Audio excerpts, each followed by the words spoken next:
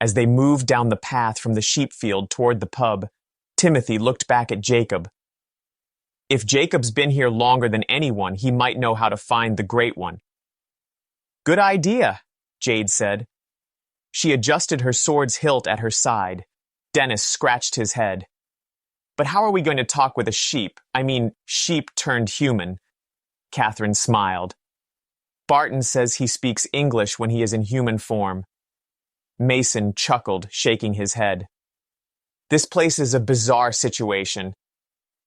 They found some large rocks to sit on, giving them a clear view of the flock and Jacob in the distance. As the sun dipped lower in the sky, the sheep began walking toward town or the pub. Timothy's eyes followed Jacob as he moved toward the pub. Suddenly, a shimmering light surrounded each sheep. The air became charged, and the hum of energy echoed across the field. The glow brightened and pulsed in rhythm, and then the sheep changed shape. Their woolly bodies stretched, growing longer, limbs elongating and straightening, becoming human. Dennis gasped. Did anyone else see that? The others nodded. One by one, the sheep-turned humans stumbled, stretching their arms high above their heads.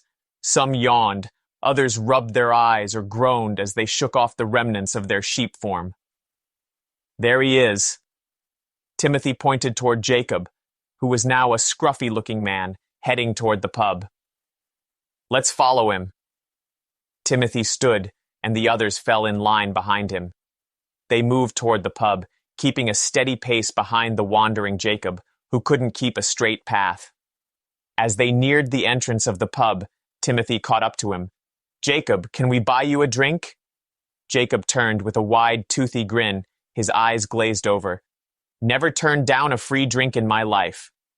He laughed and stumbled inside the pub. Inside, the warmth of the fire crackled in the hearth, the aroma of fresh bread and hearty ales filling the room. Wooden tables were scattered about, with regulars chatting and laughing, their faces flushed from the warmth and drink.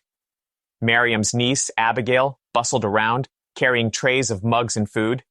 She greeted them with a smile. What can I get you? Alice for everyone, Timothy said. He gestured to the group and to Jacob, who had already found a seat by the hearth.